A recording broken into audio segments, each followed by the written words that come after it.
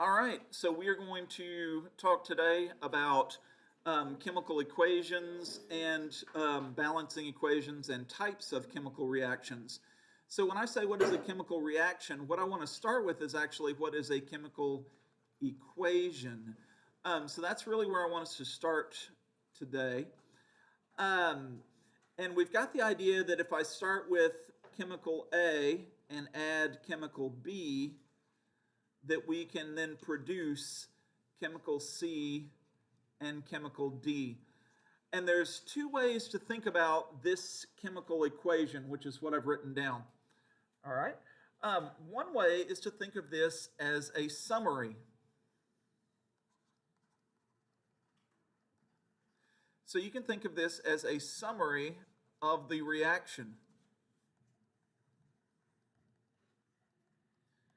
If I mix together chemical A and chemical B in the right quantities, under the right conditions, it will produce or yield chemical C and chemical D. And so this is a little summary of that fact. Another way to view this, and this is actually a more useful way to think about this, is to think about this equation as a recipe. If I mix A plus B, I can make C plus D. And when we're talking about this, either in terms of the summary or in terms of the recipe, I want us to understand that the two sides, this is what we call the reactants, which is really what we start with, and this side is what's called the products, which is what we produce or make or finish with. The arrow indicates the chemical reaction, and the arrow oftentimes is used to mean yields or produces.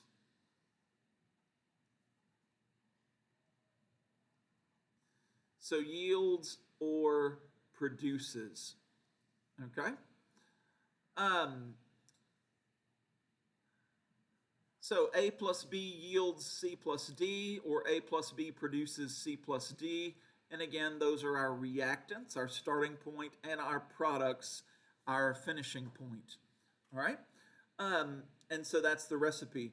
Here's something that I want us to think about, though, in the recipe. So first of all, are there any questions about, in general, what a chemical equation looks like and how it's what it's telling us? Okay, we start with A plus B or X plus Y or Q plus K or whatever, and then we finish with something else, which are our products.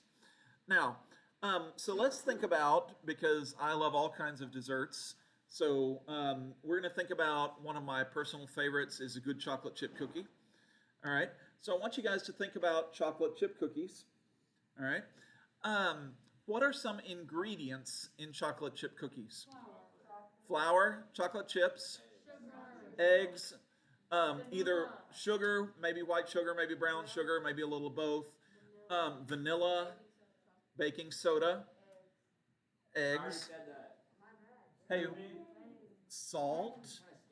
Speaking of salt, okay, is a little bit of salt goes in the chocolate chip cookies. Okay. Let's see. I think yes. I don't know if we put. I think we put butter. I don't think we put oil. I think we put butter. No. Get your raisins away from my chocolate chip cookies. Okay, you say that for that oatmeal trash. All right. Okay. Hey, oatmeal's okay, but oatmeal and raisin is a very specific cookie that you have to be in the mood for.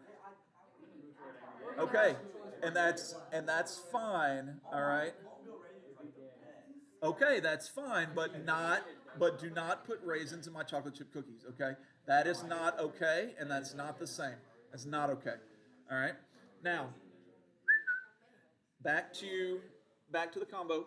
Hey, here's the thing. So if we listed our ingredients, that would be kind of like our reactants. Okay, that would be kind of like things that are going to go into our cookie. Here's what I want to ask you. Do you put the same amount of salt in as you do sugar? Do you put the same amount of baking powder in as you do, um, flour? No. Okay. And here's the thing: I'm not a genius. I'm not a certified. Well, I'm a genius. I'm not a certified culinary art person. Okay. Here's what I'll tell you though. I'm feeling pretty solid about the fact that if you put in the same amount of salt as you do sugar, that is not going to be a good cookie. And if you put in the same amount of baking soda as you do sugar, that is not going to be a good cookie. And if you put in the same amount of vanilla as you do eggs, that is no. Okay, that is not going to be okay. Hey, so here's what I want you to see. When we talk about this being a recipe, you need to pay attention to the amounts.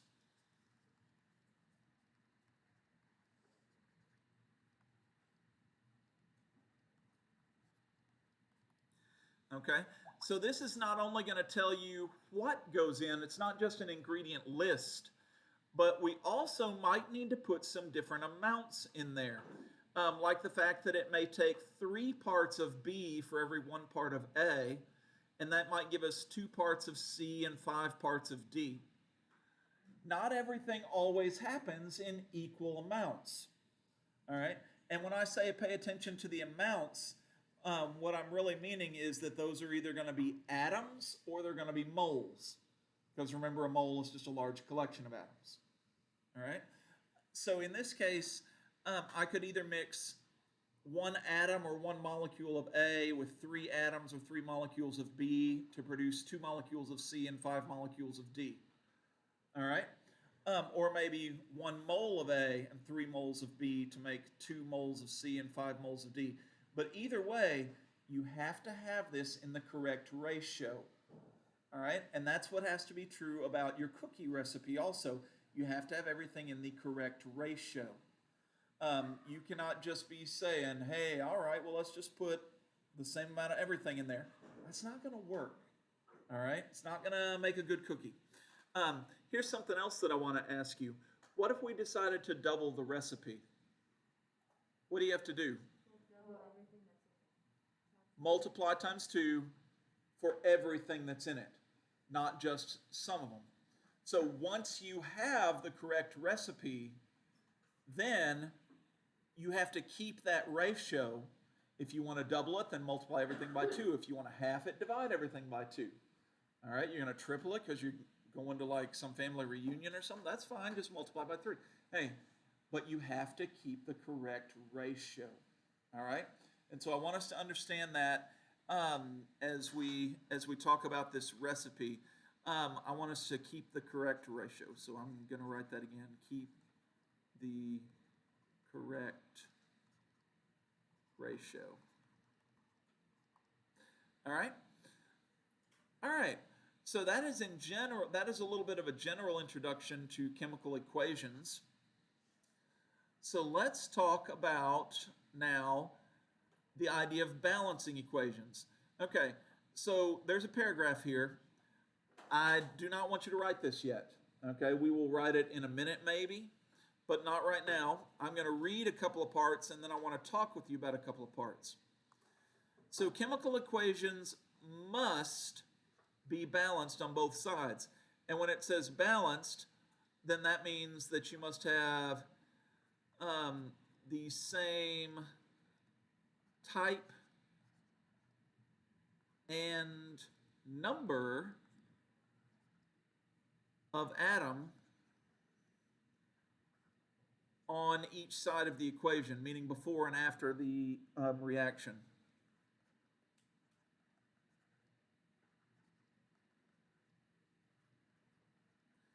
All right, so let's talk about Legos for a minute, all right?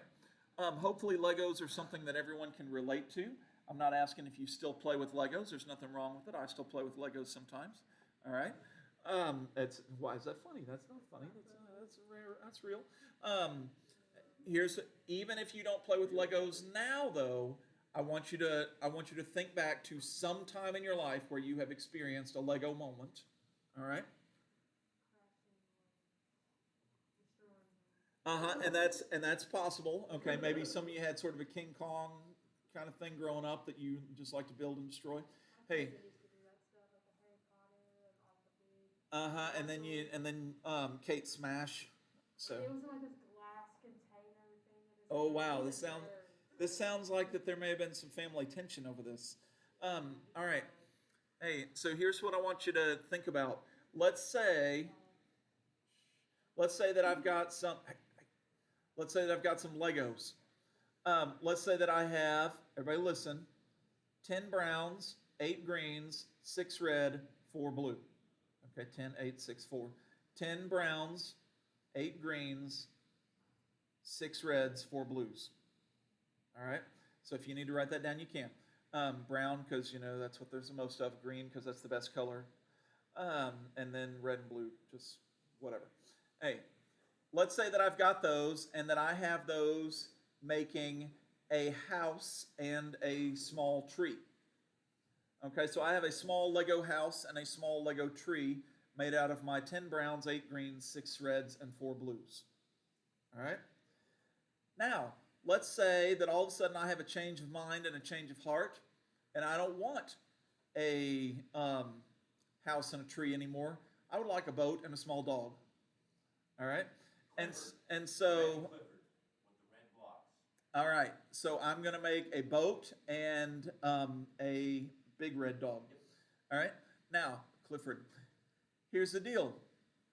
After I take all that apart and put it back together, I don't have to keep the same shape, but I still got all the same blocks.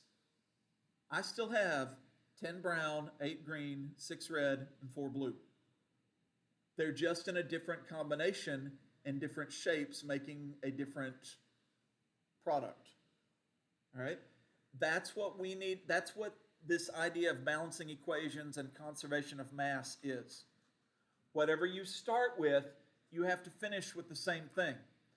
I don't say, you know what, I think I'm going to make a boat and a dog. And all of a sudden I have two of my browns just turn into oranges. The browns do not just turn into oranges. Okay? If you start with 10 browns, you're going to finish with 10 browns. If you had 0 oranges to start with, then you need to finish with it. If you're going to need 2 oranges at the end, then you better have the 2 oranges in there from the beginning. All right? You do not just randomly have Legos pop into being, and you do not have Legos wink out of existence. Whatever you start with, you finish with. And that is the idea of the law of conservation of mass. Anytime you have a law of conservation of anything, then it means that thing is not created or destroyed. It just changes. And in this case, when we talk about the law of conservation of mass, what we're saying is that mass or matter is not created or destroyed. Whatever you start with, you have to finish with the same amount of the same types. So if you start with 10 brown, 8 green, 6 red, and 4 blue, you have to finish with 10 brown, 8 green, 6 red, and 4 blue. If you start with 6 sodium, 3 carbon, and 2 hydrogen, you have to finish with 6 sodium and 3 carbon and 2 hydrogen. Whatever you start with, you have to finish with. All right? And in order to make that happen, we have to balance the recipe so that we're mixing everything in the right ratios. So I want you to keep this idea of a recipe kind of in front of you and keep thinking about that. All right? And also the idea of conservation of mass in Legos, that whatever we start with, we finish with. Hey, do we need to write down? So let's take a moment now and let's write down whatever we need to about this top paragraph here. So let's go ahead and look at this example with, so I'm going to read the ingredients list just like we did with our chocolate chip cookies. Everybody look at the screen with me.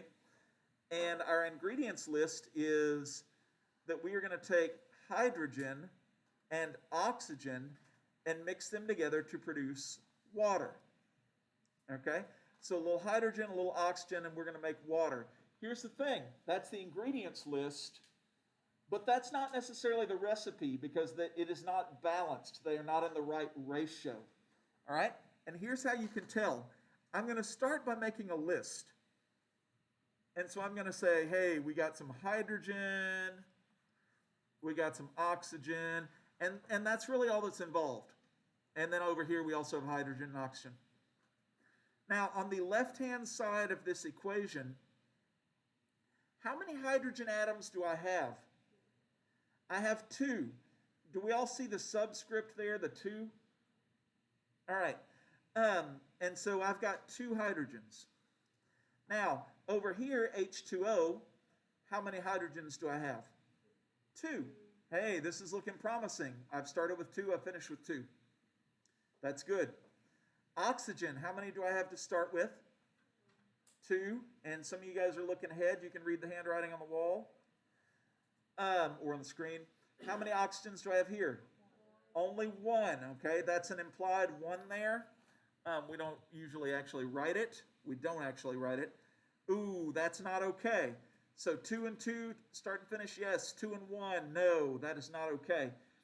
Hey, what that means is that I've got my recipe wrong, and I need to adjust my recipe. Now, I need to finish with 2 oxygens. So here's what I'm going to do. I'm going to say, hey, what if I doubled my expected outcome of water? All right, and the way that I'm going to represent that is by putting a coefficient in front of the chemical species, in front of the reactants and the products.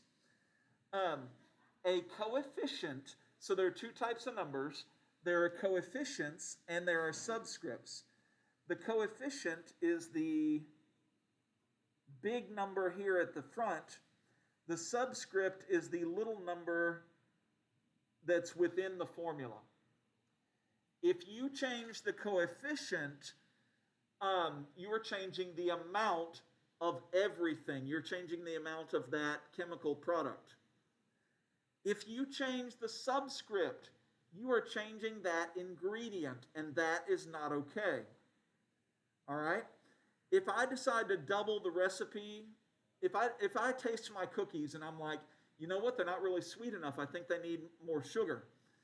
I increase the sugar, I don't get rid of the sugar and add vinegar instead. Okay? Hey, listen, if you change the subscript, you're changing the ingredients. That's you taking the sugar out and putting in vinegar instead. Don't do that. Do not change the subscript. That's not okay. You change the amount. And that's where we change the coefficient. And that is good cooking.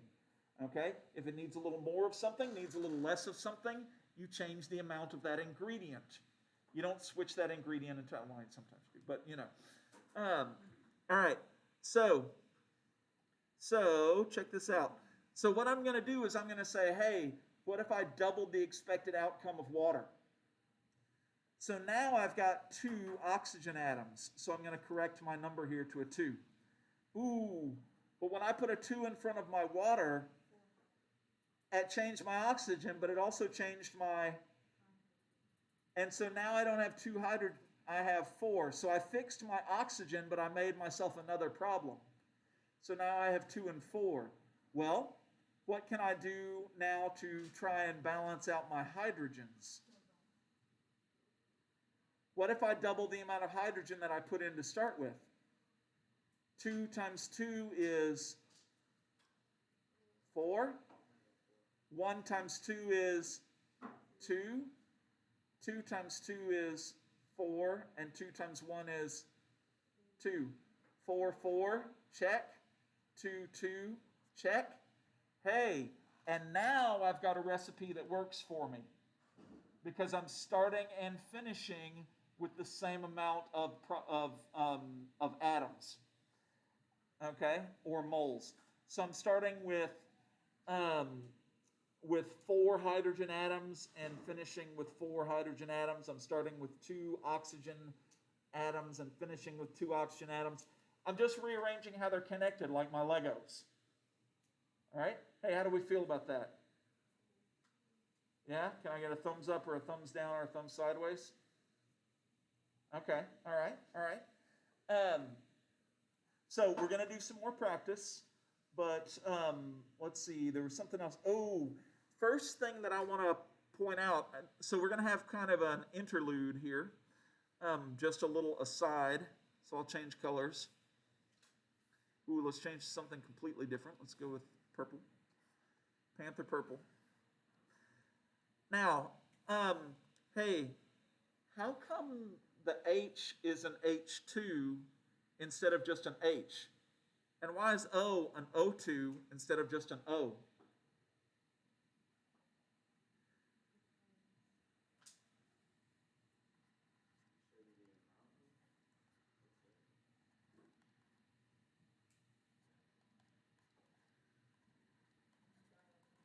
Diatomic elements or diatomic molecules. Um, and here's what I want you to understand. Some elements and atoms, or excuse me, some elements, which, then are atoms, cannot just walk around by themselves. You are not going to find one hydrogen just wandering around by itself.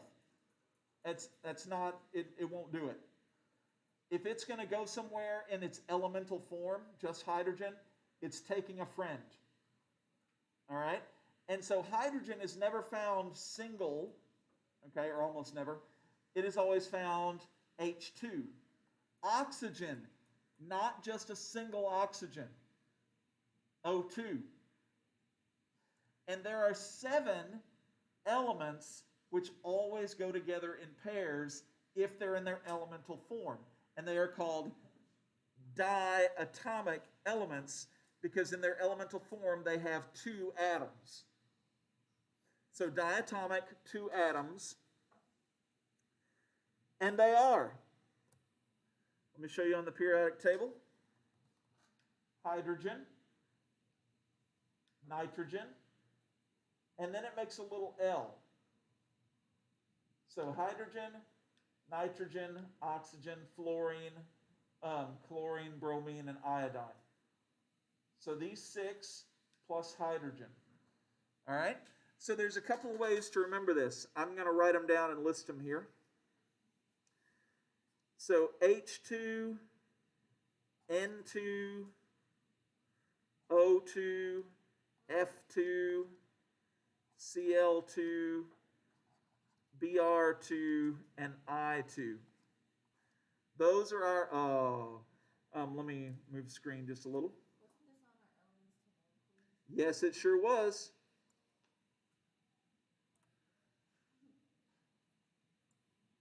But I want to reemphasize that those come in a diatomic form. So 2 ways you can remember. One is just the hydrogen plus the L. That's how I like to remember it. Hydrogen plus the nitrogen, oxygen, fluorine, chlorine, bromine, and iodine, L. Another teacher in the department likes to make little acronyms, and so her thing is, let's see, her thing is, have no fear of ice cold root beer. Because you guys are under 21, so we're drinking root beer at the party. All right. Once you're at college and you're over 21, then you may switch that out. All right. Have no fear of ice cold root beer. And it's the BR, it's the RB, it's the BR. Or you can remember hydrogen plus the L. But you do need to remember the 7 diatomic elements. Okay? Solid? Questions? All right. So here's what I want. We're going to go down and do some examples. All of this information is what I said about putting the 2 in front of the hydrogen and doing all that. So we are going to come all the way down here to this example. All right. Now, here's something that I want to tell you. Let's see, let's zoom in just a little more. There we go. Save your single elements for last. All right, I'll show you what I mean by that. So what we've got here is an equation. I want you to write this down. And I want you to leave room to write some coefficients.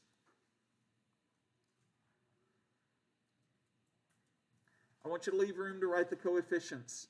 All right? So we've got carbon dioxide. We mix it with some water. We go through a chemical reaction, and we produce a C6H12O6 and some oxygen. Anyone seen that equation before? Recognize that from? Yeah, maybe in biology. Okay, glucose, C6H12O6 is glucose. All right.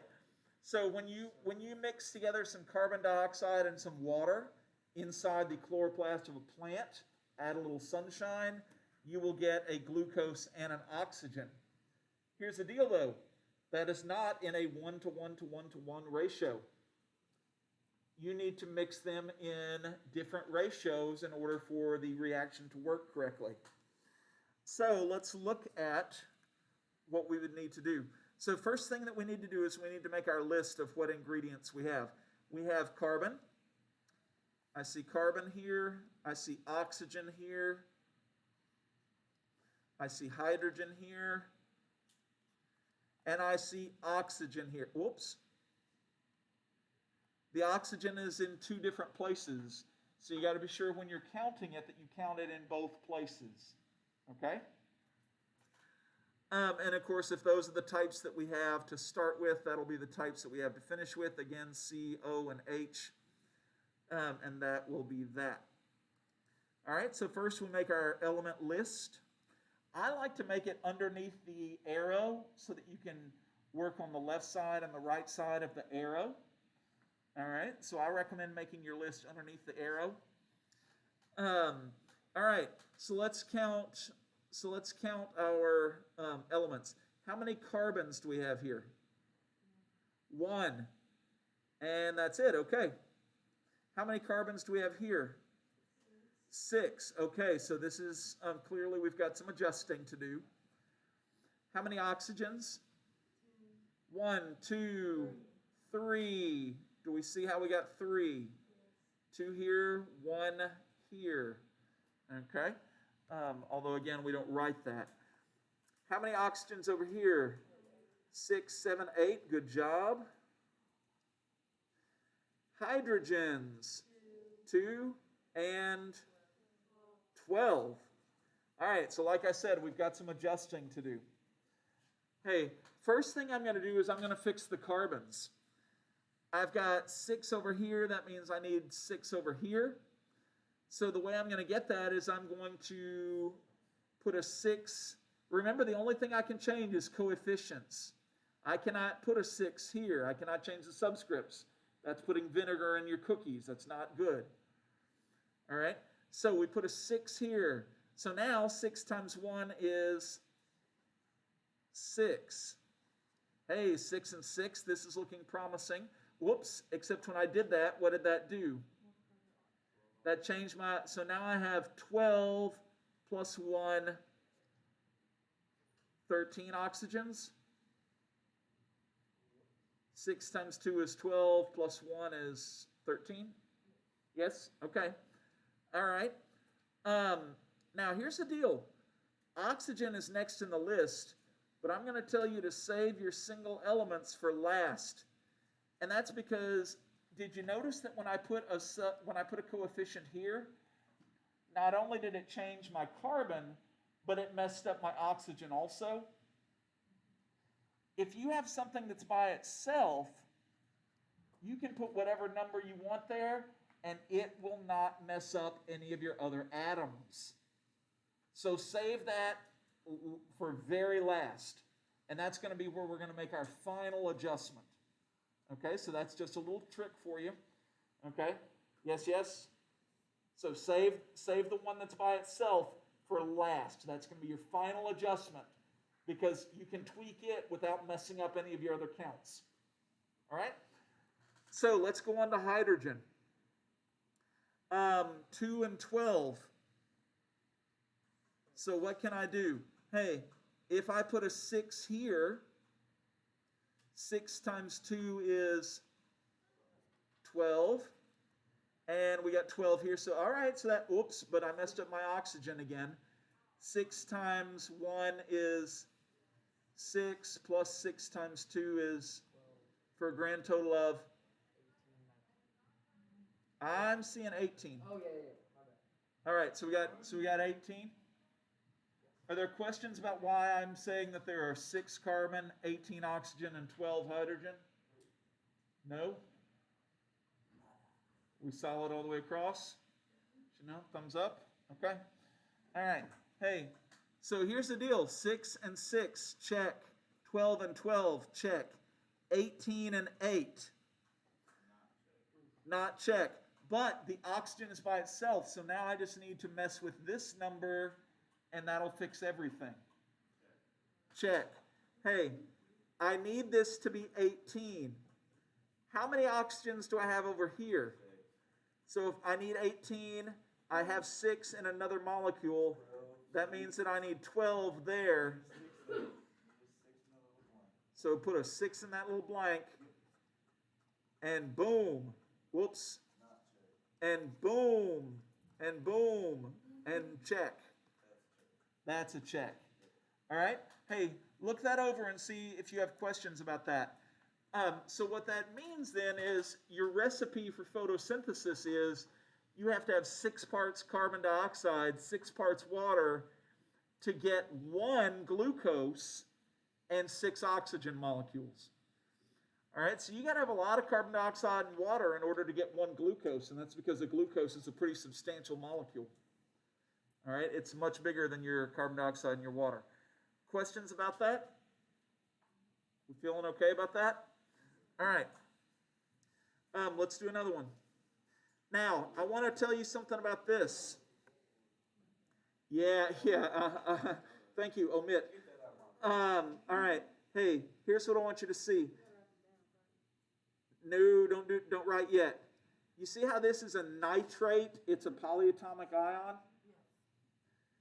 If you have polyatomic ions and they stay together, okay, like this one does, a nitrate stays together and has nitrate over here, you can actually just list them as if they were an atom. And that's a lot easier than saying that this is really 3 nitrogens and 9 oxygens. All right, so Charlie, I'm going to say it again. Okay, good. And NH4. Okay, NH4 is an ammonium, which stays together as an ammonium. And PO4 is a phosphate, which stays together as a phosphate. So I'm going to write NO3, PO4, NH3, NH4. Let me fix that. And aluminum. And aluminum. All right. So make that list, and then I want you to go ahead and get a preliminary count. All right. So I'm looking and I see how many nitrates? 3 nitrates. Okay, because I have the nitrate in parenthesis, and then I have 3 of them. Over here, how many do I have? 1. All right, so we'll have to fix something. Phosphates, how many here? 1. How many here? Oh, okay, all right. No, I'm looking at the group since it's a polyatomic ion on both sides. Now, here's what I'll tell you. If it had not stayed as a polyatomic ion, which I'm not going to give you one like that, but if it had not stayed as a polyatomic ion, Or every once in a while you'll run into a situation where you can't balance it without counting them separate. Here's what I'll tell you though. That will be in a more advanced chemistry class. And so by the time you get to questions like that, you'll be better at this and you'll know when to make that adjustment. So what I'll tell you is if you see it as a polyatomic and it stays as a polyatomic, you can write it down and you can count it as a polyatomic. So there's one phosphate here and one phosphate there. NH4, how many? 3. NH4, how many? Okay. Aluminum, 1 and 1. Okay. All right, so I'm feeling good about the aluminums. I'm feeling good about the phosphates. My nitrate, and my ammonium are trouble. So let's just start with nitrate. I have 3 on this side, so what do I need to do to fix that over here? What do I need to do in order to fix my nitrates? Put a 3 as a coefficient. Now that means I've got 3 nitrates.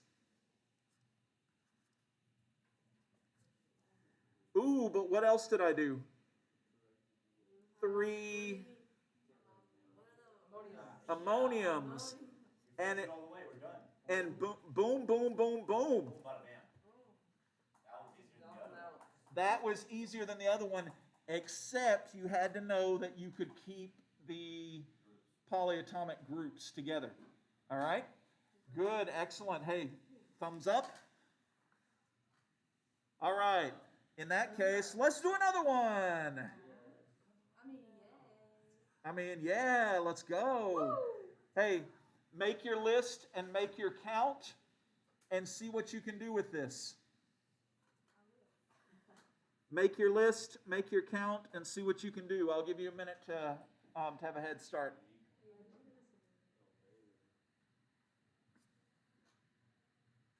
All right, so I'm going to start making my list. Some silver, some fluorine, some calcium, and some chlorine.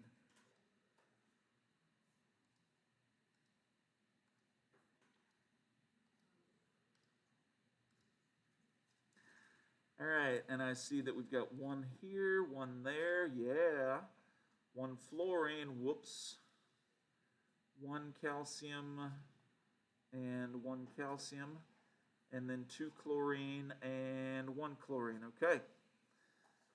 So I just like to fix them in the order that they come.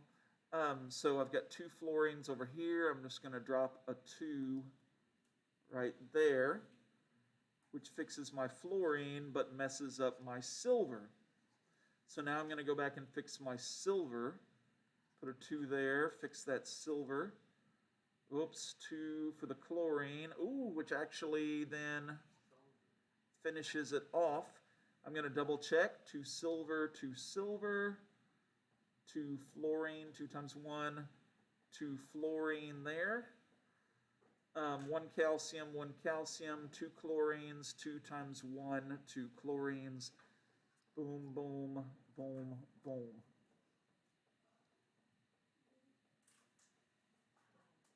All right. Hey, how are we feeling about that? Yes, thumbs up. All right. In just a minute, I'm going to give you some practice with this. Right now, though, I want us to real quickly go through types of chemical reactions. All right. So let's talk about some different types. Let's see. In order to do that, I will need to switch to types. And I'm going to zoom.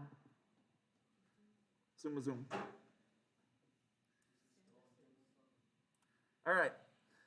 Hey, here we go. Chemical reactions. Do not just start copying. I really want to tell you a little bit about some of these. Okay. So synthesis, first thing, means to make.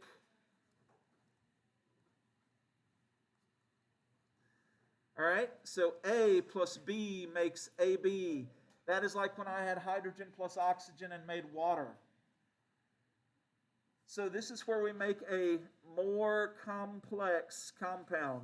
The key here is more complex. All right, so I have two basic things that make one more complex compound, or if I have two things that make a couple of more complex compounds. So anytime we're making something more complex, we are synthesizing or making something. Correspondingly, decomposition is exactly the opposite. It is to decompose means to break down. And so this is where you start with more complicated material and break down into less complicated material. All right? So if you start with something and then break down into more parts that are simpler, that's decomposition. If you start with simple things and make something more complex, that is synthesis. All right? So that is synthesis and decomposition. Now, there are several types of decomposition. I'm actually going to give you a handout of notes tomorrow on the different types of decomposition, but I do want you to look at them real quickly with me. First of all is the one that is a binary compound, where you just have one thing that breaks down into one compound made of two elements. Okay? Binary means two. So if you have two elements and it breaks down into each of those elements, then that is a binary compound. Ternary means three, and sometimes you'll have more, but made of three compounds. Now, this is the one where I just want you to look real quickly. And I want you to see the patterns, but I don't want you to write these. I'm going to give you a handout with these. Okay? So let's just look at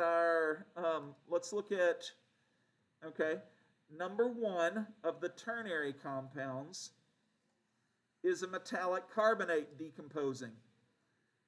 This is a carbonate. And it's going to decompose always into carbon dioxide and a metallic oxygen. Do we see that pattern, how that CO3 turns into a CO2 plus O? And then the metal just kind of floats along for the trip? All right? And so, the metallic carbonate decomposes to give carbon dioxide and a metal oxide. All right? Hey, you will be responsible for knowing these types of decomposition. Not today, but eventually for our next test. And so you need to start learning these, but what you need to do, what you have to do, you have to look for the patterns. Okay? A metallic carbonate. Oh, carbonate, CO3. It's going to break down into CO2 and oxygen. What about a metallic hydroxide? Well, a hydroxide is an OH. That's actually going to turn into an H2O. All right, so my OH turns into an H2O and another O. How did that happen? Because you had two, these aren't balanced. So we don't have the recipe right, but you just need to look for the pattern. Hydroxide to water. All right, next one, metal chlorate. Ooh, chlorate, ClO3. Guess what it's going to decompose into? Chlorine and oxygen. All right, and so again, it's going to break down into some chlorine and some oxygen from the ClO3. Now, is it going to break down into exactly? No, we don't have it balanced. But you have to look for the pattern. All right? And the way to do it is to look and say, hey, what will the ending part of my metal compound break down into? All right? Carbonates into carbon dioxide, hydroxides into water, chlorates into chlorine and oxygen. All right? So you just got to look at what's in there and then look at how that shifts. And if you'll do that, you'll be okay. If not, it's going to be really hard for you to just memorize. Okay? Next, metallic sulfate. Ooh, sulfate. SO4. That's going to break down into a sulfide and some oxygen. But Mr. Willis, you've only got one S and two oxygen. It's not balanced. Okay, look at the pattern though. Sulfate to sulfide and oxygen. Carbonate to carbon dioxide and oxygen. Look at the patterns. And the last one of these decompositions is what's called an oxyacid, which means that you have an acid and then a polyatomic, and it will break down into an ite and some water. Okay? Oh, look, sulfuric acid, because it was a sulfate, breaks into a sulfite and water. Because one of my oxygens joins in with my hydrogen, and it just decomposes that way. So look for the patterns. All right? And if you will look for the patterns, you will do great. All right. So those are all the decompositions. I'm going to give you a handout with those tomorrow because that's a lot to take in, and so I want you to have a good handout. Now, today, single replacement. Hey, this is type number 3. This is a little bit sketchy because here's what happens. Element A goes to the homecoming dance alone, and there's a steady couple there, B and C. All of a sudden, C realizes A is looking pretty good, and he's a good dancer. So C says to B, hey, will you go get me a cup of punch? And while B is gone getting a drink for her, she goes and connects with A. Single replacement reaction. Ooh, if we can hang on, we need to hang on. When you got to go, you got to go. Okay? Single replacement reaction. This is where one element bumps out another. Okay? And so A bumps out B, and B is on its own. B is the lonely only. Here's what I want you to see about this. This will not happen. Okay, look at this little highlight right here. The replacement will only occur if the uncombined element is more reactive. For our dance analogy, you can read that as more attractive. Okay? Hey, if you've got B, C together, and B is like, if A is kind of a scrub, and not really, not all that good looking, and not really, B is like, why would I stop dancing with C to dance with you? Go away. Okay, because, So here's the thing. Lithium is a real stud. Anytime lithium enters a reaction, he's going to react. Okay, so lithium goes in there. Sodium, boom, he's out. Lithium is in, and we've got lithium chloride. Ooh, what if it happens the other way, though, and sodium comes into the reaction with lithium chloride? No. Okay? And nothing happens there because sodium is not, in fact, more reactive than lithium is. So that is just a denial. Do we feel good about single replacement? Single replacement just means that one element that's more reactive replaces another. Mr. Willis, how do we know if it's more reactive? There is a list which I will give you, but not today. All right, so today I'm just introducing you to the types. Number 4, double replacement. Double replacement is, again, sort of a strange little social scenario where you have two couples that are out on a double date. But all of a sudden, halfway through the date, they realize that they really like the other person's date better. But Kate, since they all feel that way, they just say, you know what?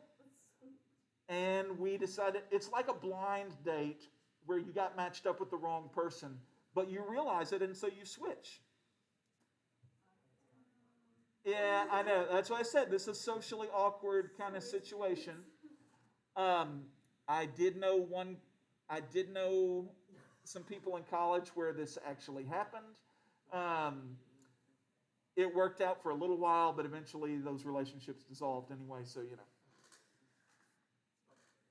know. Probably so. Here's what I'll tell you though. What happens is A and C realize that they would both actually be better matched with the other partner, and so they switch, and then you end up with A being with D and C being with B.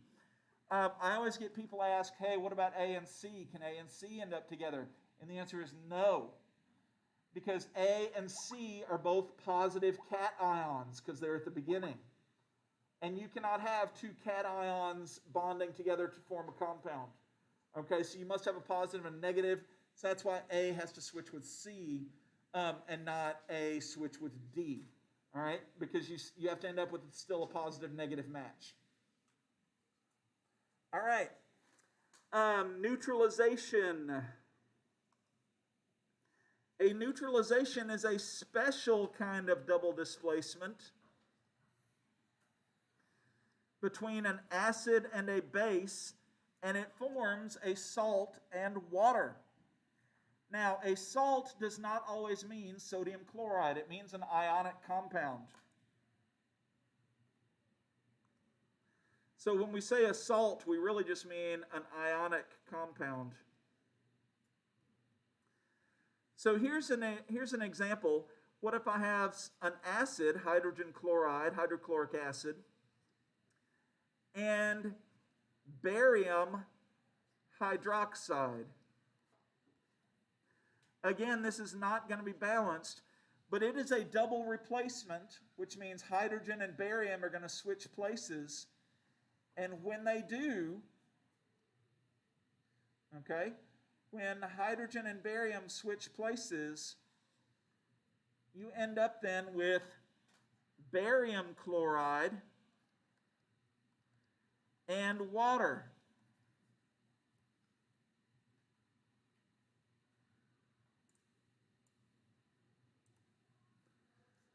Okay, we good there? Again, it's a special double displacement.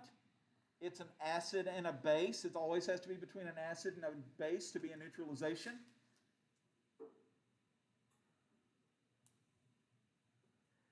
And it makes a salt and water. One more type. Last thing on the notes for today.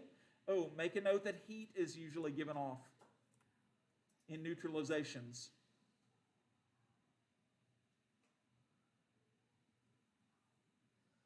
All right, last one.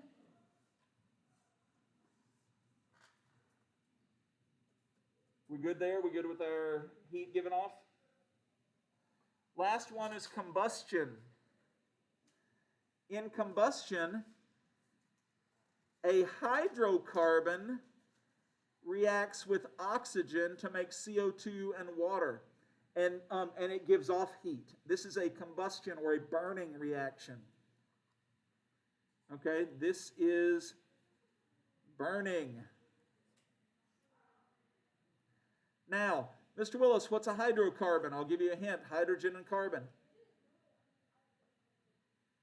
Hydrocarbon, hydrogen and carbon.